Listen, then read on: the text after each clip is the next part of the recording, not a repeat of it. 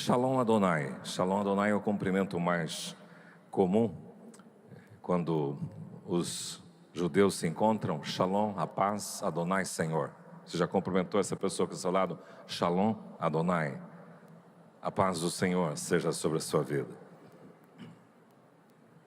Abra comigo no texto bíblico de Deuteronômio 16, 13 a 17. Hoje nós vamos dar uma pausa na nossa série expositiva da carta de Tiago, Fé em Ação, e nós pensaremos um pouquinho sobre a festa do tabernáculo. O texto bíblico diz, Deuteronômio 16, é o quinto livro do Velho Testamento, Gênesis, Êxodo, Levítico, Números, Deuteronômio. A festa dos tabernáculos celebrá-la-ás por 7 dias, quando houveres recolhido da tua eira e do teu lagar. Alegrar-te-ás na tua festa, tu, o teu filho, a tua filha e o teu servo e a tua serva, o levita e o estrangeiro e o órfão e a viúva que estão dentro das tuas cidades. 7 dias celebrarás a festa ao Senhor teu Deus no lugar que o Senhor escolher. Porque o Senhor teu Deus há de abençoar-te em toda a tua colheita e em toda a obra das tuas mãos, pelo que de todo alegrarás ou te alegrarás. 3 vezes no ano, todo varão entre ti aparecerá perante o Senhor teu Deus no lugar que escolher, na festa dos pães asmos, e na festa das semanas, e na festa dos tabernáculos. Porém não aparecerá de mãos vazias perante o Senhor. Cada um oferecerá na proporção em que possa dar, segundo a bênção que o Senhor seu Deus lhe houver concedido. Pai, nós pedimos a bênção do Senhor para a nossa reflexão. Obrigado porque nós podemos celebrar aqui com muita liberdade. Nós não estamos vivendo guerra como acontecendo no Oriente Médio, Israel, Gaza, Líbano, Síria, Irã e toda aquela região. Mas nós pedimos que haja paz naquele lugar e que os nossos queridos que ainda não encontraram o Messias possam encontrar a Jesus o Messias. E aqui nós estamos celebrando o Messias e fazemos isso com liberdade. Que o Senhor tenha plena liberdade de falar ao nosso coração e agir no nosso meio, em nome de Jesus. Amém. As principais festas judaicas, são várias delas, mas eu queria destacar 3. Nós temos a festa da Páscoa, que é Pessá.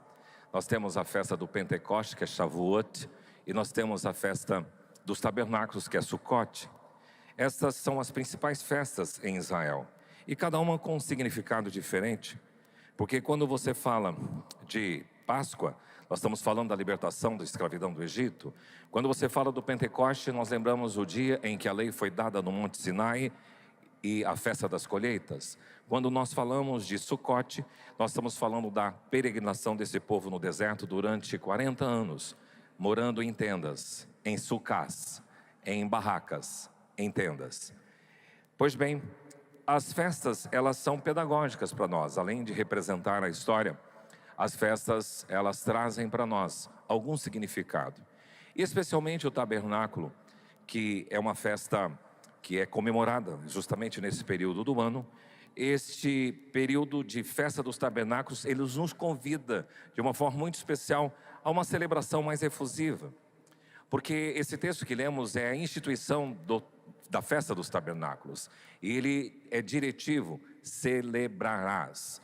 A ideia é de que você promova, de que você pontue, de que você agende, de que você realize e observe esta festa na história. E eu quero olhar para esse texto, tirando algumas especificações relacionadas à festa do tabernáculo. Todas essas especificações vocês vão encontrar comigo em cada um desses versículos. Eu queria que vocês permanecessem com o texto bíblico aberto aí, para a gente pensar sobre isso. Vamos lá. Primeiro, esse texto me diz que eu tenho que celebrar a Deus. No versículo 15, diz assim: 7 dias celebrarás a festa ao Senhor. É interessante porque quando se fala em festa, nós normalmente temos motivos, temos alguma data específica. Nós identificamos algo que é importante comemorar e assim o fazemos. Mas aqui nesse texto, a orientação precípua é: celebrarás ao Senhor. E essa celebração, ela não é uma celebração discreta, ela é uma celebração intensa. 7 dias de festa. A festa dos tabernáculos eram 7 dias em que essas pessoas celebravam ao Senhor. Interessante que para a cultura que pós-peregrinação do deserto, para eles era importante lembrar que de onde eles saíram, por onde eles passaram, e agora então já estabelecido na região de Jerusalém, da Galileia, Judeia, toda aquela região de Israel, então de repente num período do ano eles saem das suas casas e vão para Sucás, para essas tendas, para relembrar com gratidão a provisão e o cuidado do Senhor durante todos esses 40 anos de peregrinação do deserto.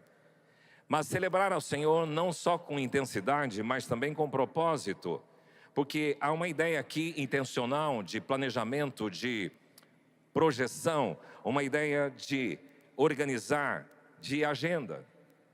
Sabe que nosso Deus é um Deus tão programado, tanto é que Ele instituiu os dias da semana, e Ele colocou o sol para governar o dia, e a lua para governar a noite. E é interessante que Paulo, olhando para esse discurso bíblico, ele vai culminar numa das suas cartas dizendo assim: quer comais, quer bebais, quer façais qualquer outra coisa, tudo seja feito para a glória de Deus. Celebre ao Senhor.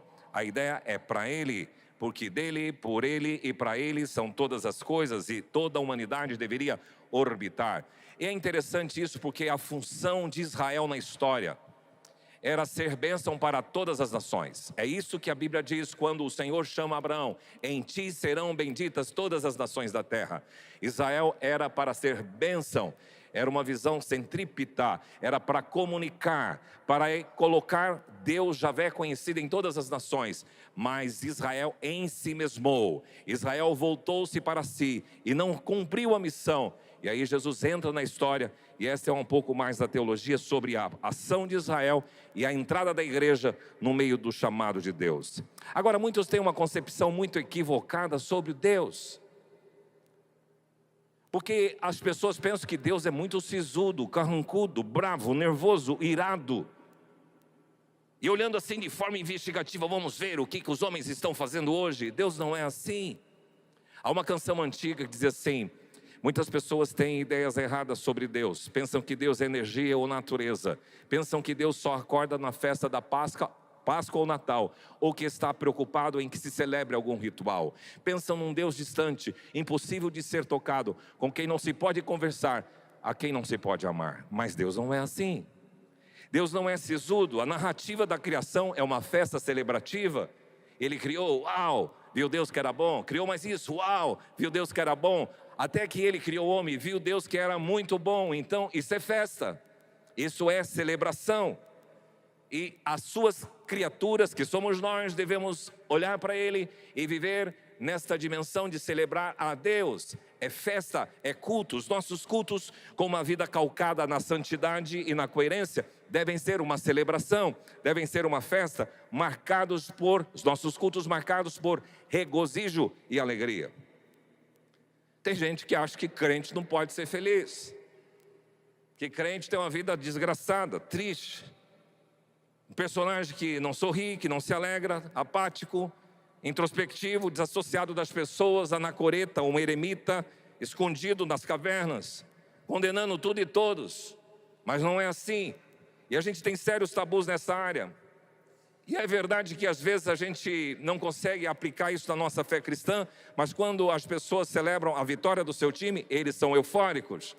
Mas quando é para Deus, a gente fica acabrunhado e fica tímido, e a gente tem talvez um pouco de vergonha para celebrar a Deus. E é interessante as diferenças entre expressões de povos.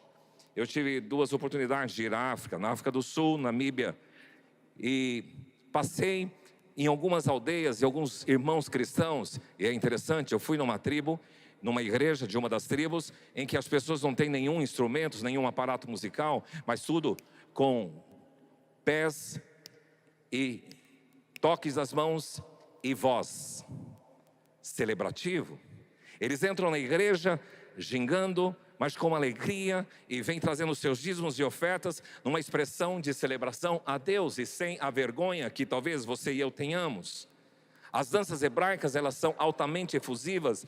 Se você tiver a oportunidade um dia de estar no Muro das Lamentações, no início do Shabat, que é numa sexta-feira à tarde, você vai encontrar reunidas ali pessoas de várias sinagogas de Jerusalém, e soldados, e rabinos, e talmidins, discípulos, e eles estão ali, e eles começam a cantar de forma alegre, efusiva, e de repente você no meio, você é envolvido com aquele momento de celebração, e eles estão celebrando a Yahvé, a Deus, e nós precisamos resgatar isso.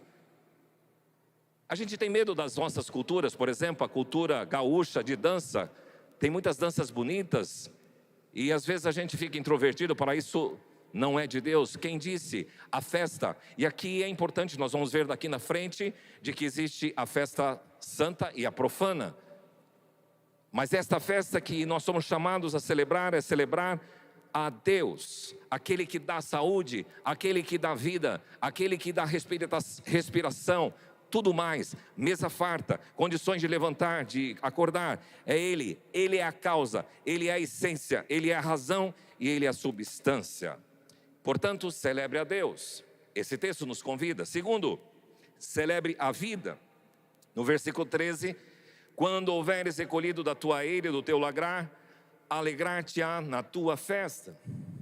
Depois no versículo 15, toda a tua colheita, em toda a obra das tuas mãos, pelo que de todo te alegrarás. A ideia é assim, quando esse indivíduo que vivia da dependência rural plantasse, e nós temos aqui eira e lagar. A eira é o lugar onde se recolhe os grãos, o lagar é onde se coloca as uvas para esmagamento, para fazer o seu produto, o suco e o vinho. E há um processo em tudo isso. Então, o Senhor está dizendo, traga o cereal, traga a uva e celebre a tua festa. Alegre no seu dia a dia, celebre a vida, celebre o seu cotidiano, celebre a mesa matinal quando você se reúne e assenta com a sua família para tomar um café, para você tomar o seu chá e comer um pão ou fritar um ovo, não sei, mas o momento de celebrar a rotina, o processo, a produção, o trabalho recompensado.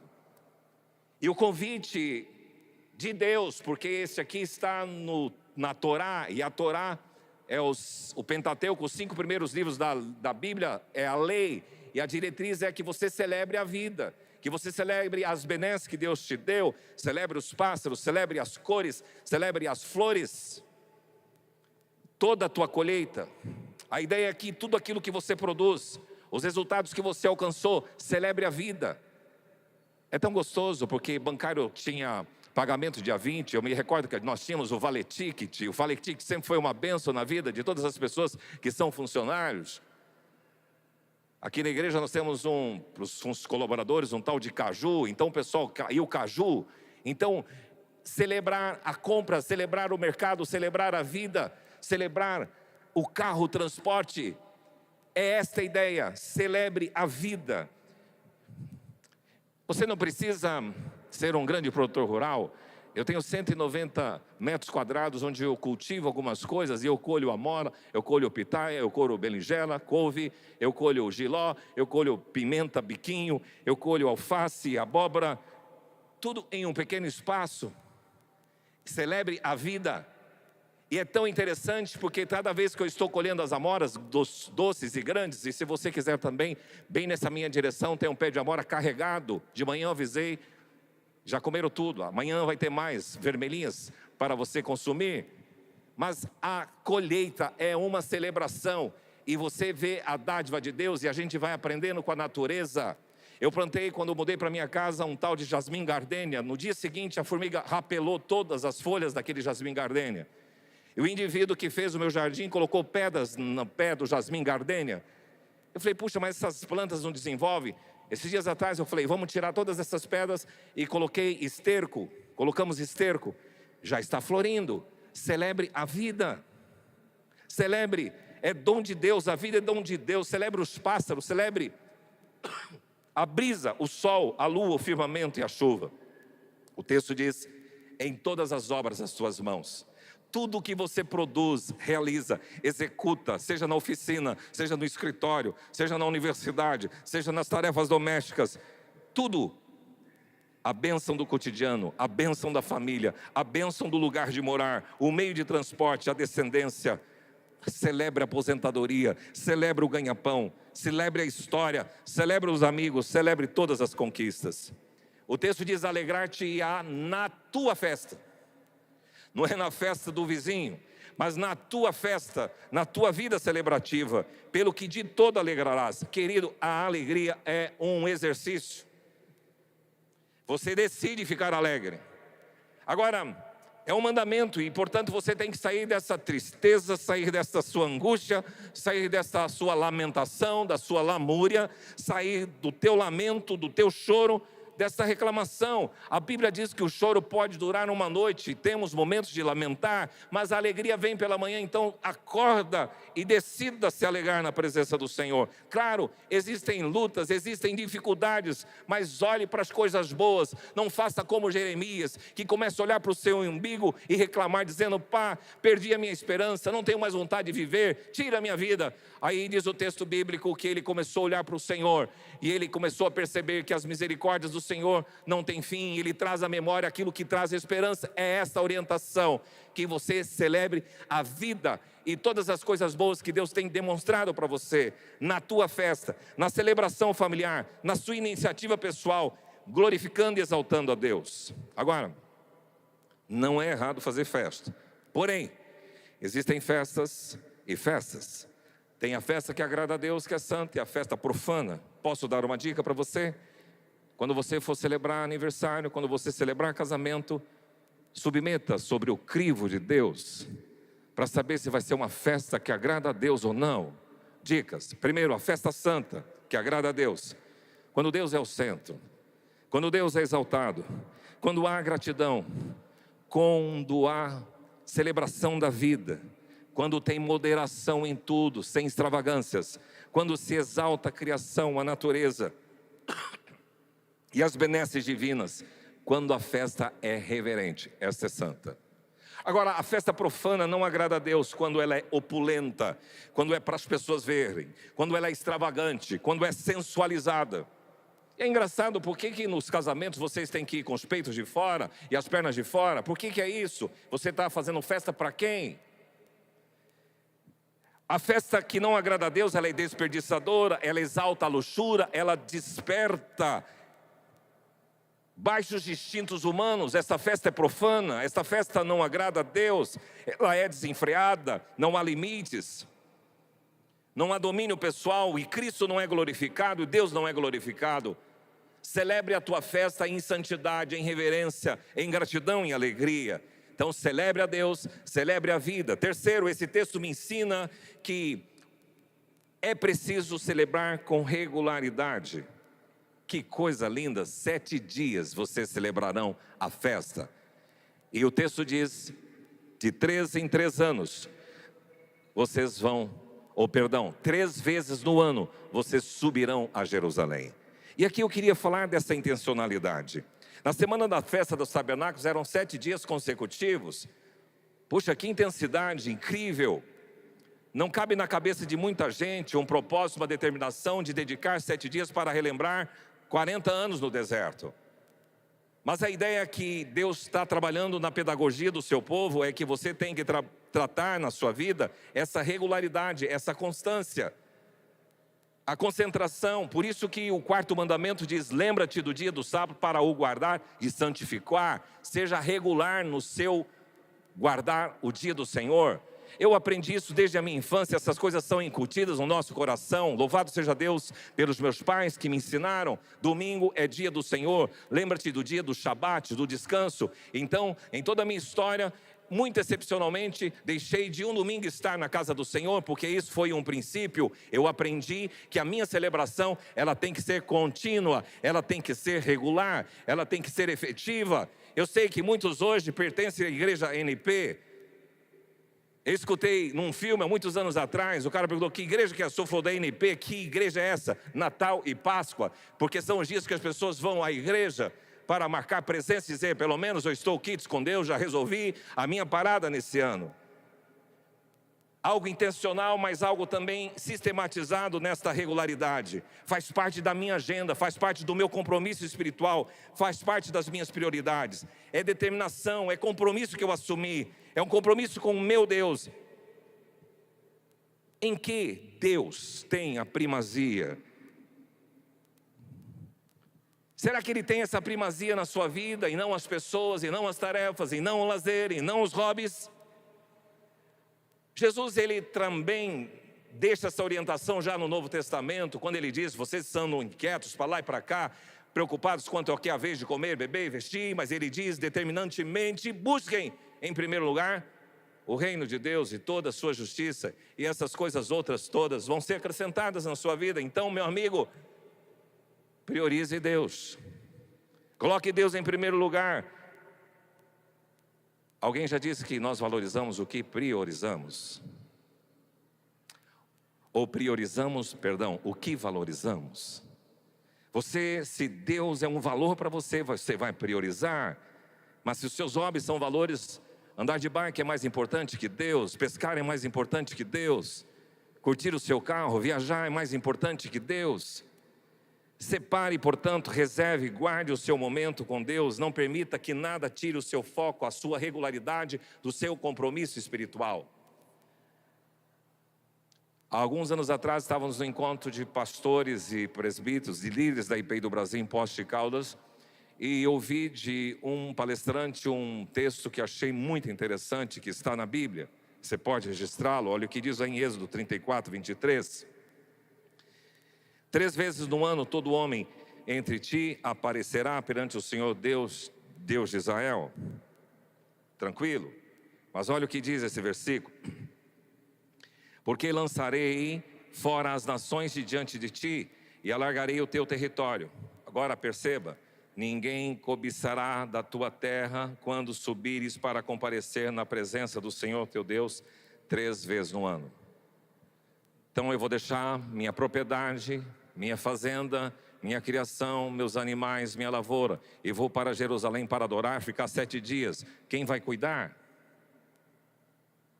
E o texto diz assim, que enquanto você cuida das coisas de Deus, quem é que cuida das suas coisas? Deus. Uau! Tem muita gente que está preocupado com as suas coisas, com a sua propriedade, com as suas conquistas, e são muito econômicas com relação às coisas de Deus, ao ministério, ao serviço a Deus. Eu já conheci várias pessoas bivocacionadas que ocupam uma profissão fora e trabalham no ministério, e elas entendem o seguinte: Deus me abençoa na minha profissão porque eu também me dedico ao ministério, porque enquanto eu cuido das coisas de Deus, Deus cuida das minhas coisas. Este é o princípio, a regularidade, a importância de você ser regular. Celebre com regularidade. Deus não pode ficar em segundo plano. Claro, é importante você focar em algumas coisas profissionais, o seu autodesenvolvimento, mas eu conheço gente que foca no seu autodesenvolvimento, na sua performance profissional, o seu desenvolvimento de ascensão na vida profissional, e deixa Deus de lado.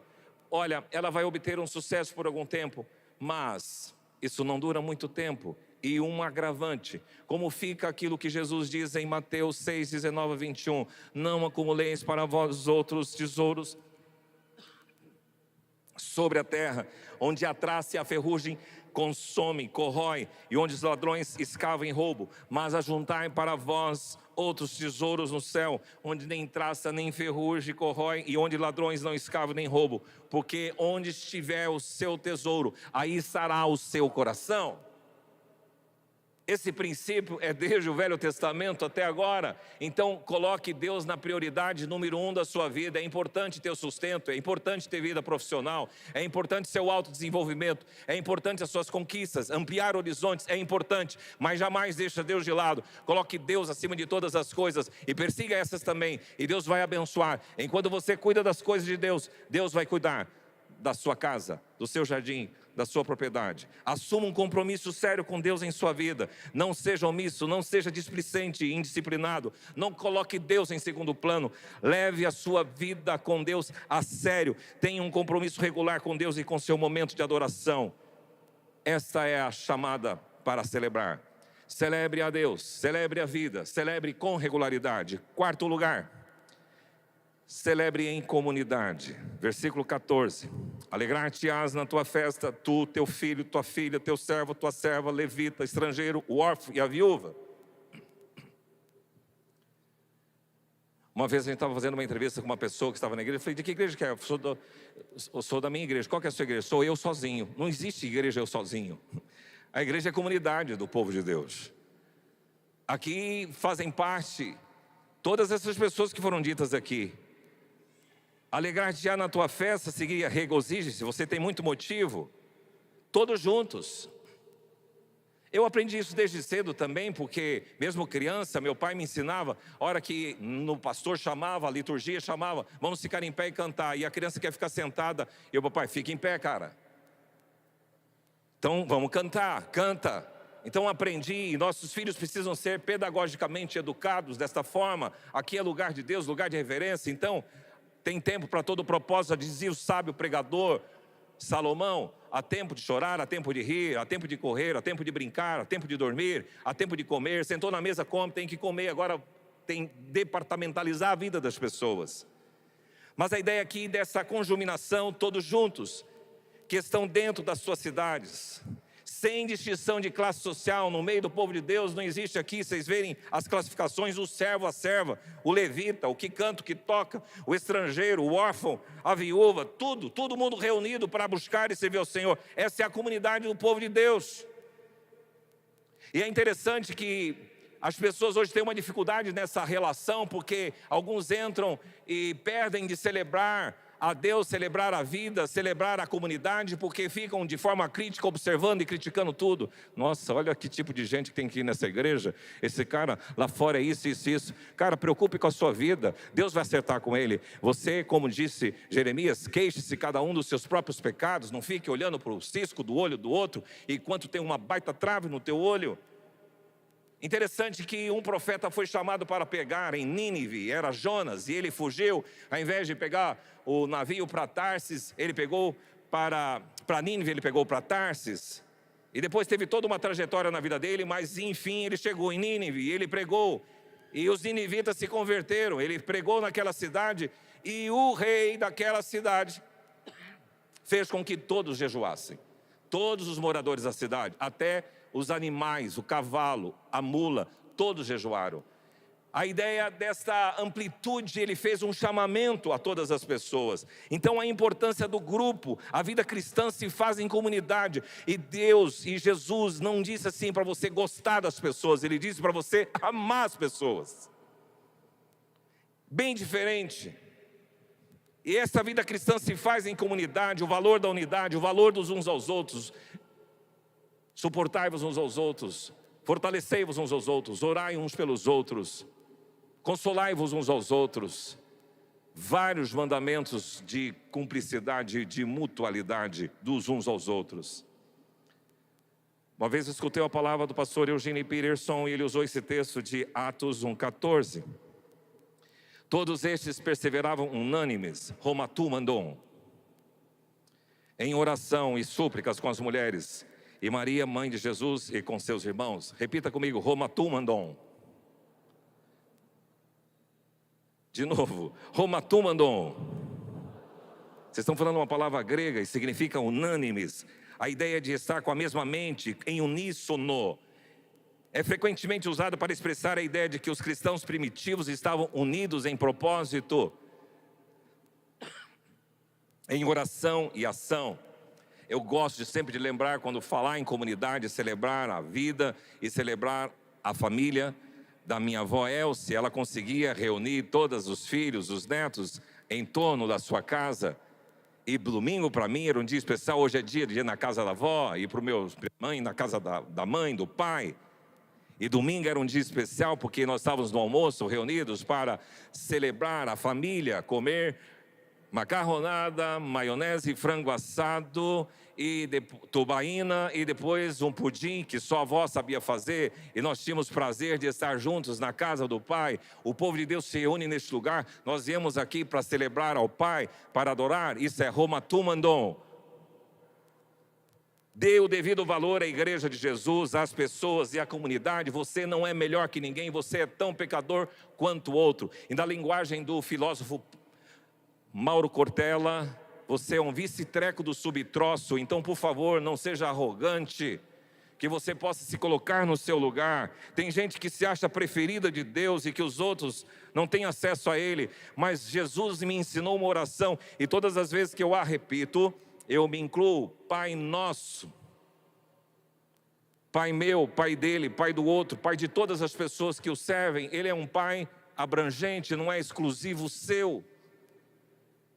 Ele atrai todas as pessoas, e aqui coloca todas as classes de pessoas, conforme o texto bíblico diz: o servo, a serva, o patrão, o pai, a mãe, o filho, todos juntos. Aprenda a amar, irmão. Para de ficar reparando, você não é perfeito. Queixe-se dos seus próprios pecados, alinhe a sua vida com Deus, e cuidado para não perder o brilho da vida cristã e a alegria olhando os defeitos dos outros. Quinto, celebre num lugar. Puxa, ele é tão específico: no lugar que o Senhor escolher. No passado, o povo de Deus celebrava no tabernáculo, na tenda. Interessante que antes da tenda, do tabernáculo, você olha para Abraão, onde ele ia nas suas peregrinações. Ele chegava num lugar, acampou, ele levantava um altar no lugar onde o Senhor escolher. Depois a tenda foi feita, o tabernáculo, e tinha o momento da tenda ser levada para outro lugar, deslocada no lugar, no momento, na hora que Deus escolher. A construção do templo de Jerusalém foi no lugar que Deus escolheu. E aqui, interessante que no processo da aquisição e da transição para este lugar, várias confirmações de que Deus escolheu este lugar para nós. Então, o que é determinante aqui para nós é que você tem que definir um lugar para você celebrar. No lugar que Deus escolher para a sua vida, defina aquilo. Nós não somos uma igreja self-service. Então você vem aqui, vai, quero isso, quero aquilo. Ah, já enjoei dessa comida, vou para outra comunidade. Quero isso, enjoei dessa comunidade, vou para a terceira comunidade. Meu irmão, se Deus chamou você em algum lugar e Deus tem usado este lugar para abençoar a sua vida, entenda que é este lugar que Deus escolheu para a sua vida, e celebre, e ame, e sirva neste lugar, no lugar que Deus escolher. Uma mulher chegou para Jesus e disse assim: olha, nossos pais adoravam neste monte, mas você, Jesus, estão dizendo que é só em Jerusalém que se deve adorar. E Jesus disse para a mulher: mulher, podes crer que a hora vem quando nem neste monte, nem em Jerusalém adorareis o Pai, mas vós o adorais o que não conheceis. Mas vem a hora e já chegou que os verdadeiros adoradores adorarão o Pai em espírito e em verdade. Onde, que lugar? Onde nós estivermos reunidos juntos. Interessante que na descrição da existência da igreja em Atos dos Apóstolos, Lucas registra o seguinte: diariamente perseveravam no templo, partiam pão de casa em casa. E eu falo aqui, e essas pessoas que estudam a Bíblia mencionam uma igreja de duas asas, de casa em casa e no templo. A igreja de Jerusalém, ela se reunia no templo, na celebração, mas ela estava de casa em casa. E se você só vem no templo, você só tem uma asa e fica difícil de você voar tranquilo. Mas se você tem a comunhão de casa em casa e a celebração no templo, você voa tranquilo. É esta ideia que esse texto transmite.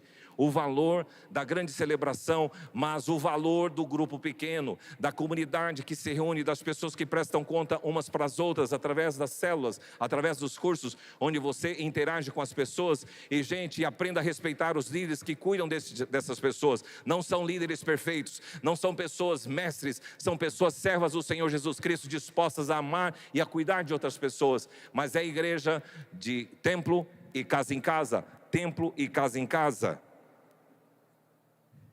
Defina um lugar para você e sua família congregar. Você precisa buscar a Deus. Para de ficar pulando de galho em galho, de igreja em igreja, comendo um pouco aqui e um pouco ali, e trazendo muito carrapicho, às vezes para a gente ficar cuidando. Ame a sua igreja ou deixe-a. Pare de ficar reclamando dela. Faça a sua parte e queira o melhor para o povo de Deus. Celebre num lugar.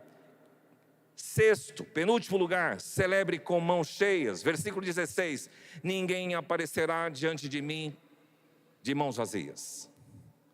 Deus está dizendo para aqueles que querem celebrar, para não vir celebrar e estar na casa de Deus sem nada na mão. Chegue com mãos cheias. Interessante, a palavra mãos vazias seriam em vão, vazios, em condição desocupada, sem efeito, inútil. Não compareça de forma inútil, sem nada para oferecer. Davi, uma vez, ele definiu um lugar que ele queria levantar o altar, e a pessoa disse: eu vou te dar. Ele disse assim: não oferecerei a Deus sacrifício que não me custe nada. Quando a gente olha para o sacrifício de Abel e sacrifício de Caim, quando eles ofereceram a Deus as suas ofertas, Caim dos produtos da terra e Abel dos animais, Deus não aceitou a oferta de Caim, por quê? Possivelmente pelo desleixo, pela má vontade. O texto deixa explícito ou implícito isso. O oposto de mãos vazias na Bíblia é apresentar-se com mãos cheias de gratidão, cheias de louvor, cheias de adoração, cheias de fidelidade através dos dízimos e ofertas, cheias de generosidade, cheias de ministério, de coisas para fazer. Cada um deverá oferecer, o versículo 17, na proporção em que possa dar. Deus nunca vai pedir mais do que você possa dar. E Ele disse: ofereça diante daquilo que você tem condições, dentro das suas possibilidades. Perguntas: como você tem se apresentado a Deus? O que Ele vê em suas mãos? O que você trouxe nesta noite para oferecer a Deus? O que tem em suas mãos para dedicar ao Senhor dos Senhores, ao Rei dos Reis? Como está o seu compromisso de fidelidade e de generosidade? Eu fiz menção, e sempre gosto dessa história, que um jardineiro, ele tinha um jardim bonito, uma plantação de rosas lindas. É interessante, o outro tinha um roseral muito feio, e ele ficou intrigado: por que o meu é tão feio, dele é bonito? E ele percebeu que aquele que tinha roseral bonito, todas as pessoas que passavam e viam as rosas, ele pegava, cortava um botão e dava. E quanto mais ele compartilhava, ele dava, mais o seu jardim floria. E aquele outro não deixava ninguém relar nas suas roseiras, e elas atrofiavam. Isso é um princípio espiritual que Deus nos ensina na vida prática. Quanto mais você for generoso, quanto mais você for dadivoso, quanto mais você repartir, mais você receberá. É esta a orientação da palavra de Deus. Então, meu amigo, você possa fazer isso sempre com mãos cheias, com mãos precavidas e não com mãos vazias.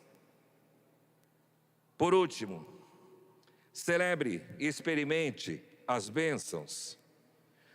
O texto diz no versículo 15: porque o Senhor teu Deus há de abençoar-te em toda a tua colheita e em toda a obra das suas mãos. Eu conheço um produtor rural bem sucedido, e uma vez ele tinha feito uma plantação de arroz aqui em Itaporã, e ele estava bem perfeito, tudo prontinho. Falou: agora nem Deus tira essa produção de mim. Por que ele disse isso? Perdeu todo o arrozal dele. Meu amigo, a bênção de Deus é quem prospera. Alguém já disse: o muito sem Deus é pouco demais, mas o pouco com Ele muito se faz. O que vale uma botija de azeite na mão, sua e na minha mão, mas quando o Senhor abençoa, ela multiplica. O que vale 5 pães e 2 peixes na minha mão e na sua mão, mas se tiver nas mãos do Senhor Jesus, Ele alimenta muitas pessoas, quase 5.000 pessoas.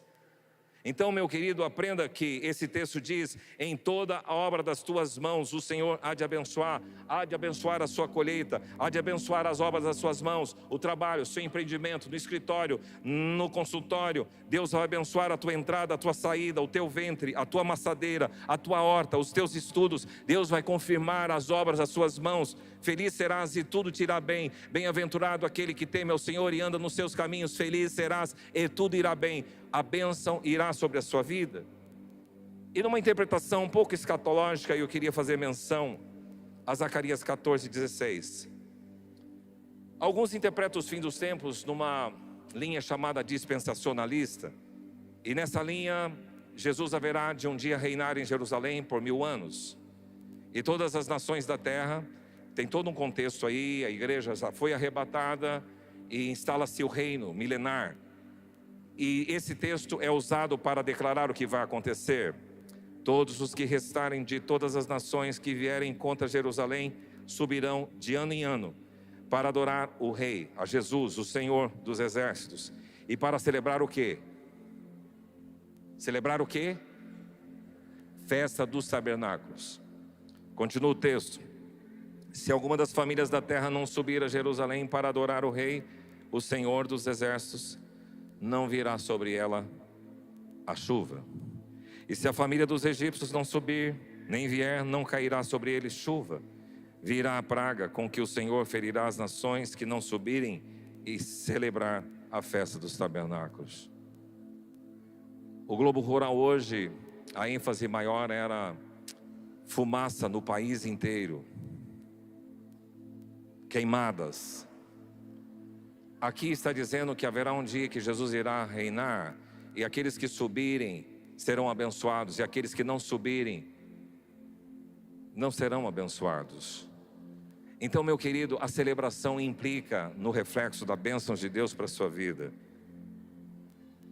Eu estava em Maceió recentemente, e olhando para aqueles lugares lindos que o nosso país tem, eu fiquei pensando, puxa, se todas os nossos estados, as nossas cidades fossem bem administradas e os recursos fossem bem aplicados.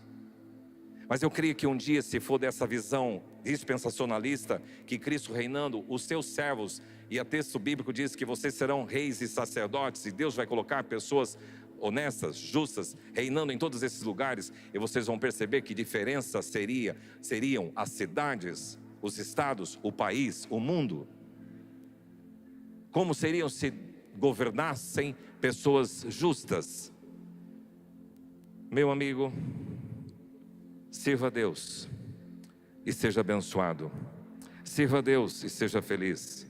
Sirva a Deus e seja próspero. Celebre e experimente as bênçãos do Senhor. Quero convidá-lo a se colocar em pé. Neste momento as crianças vão entrar no nosso recinto.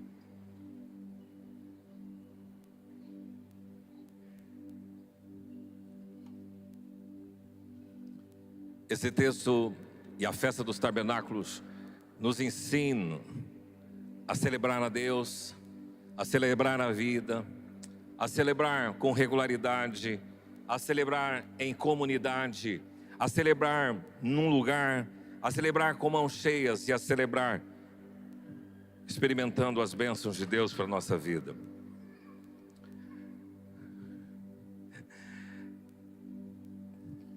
Você gasta tanta energia e você celebra com muita euforia quando o seu time ganha. Mas eu queria que você exercitasse um pouco hoje. Se você tiver liberdade, as crianças vão dar o input para que a gente celebre aqui.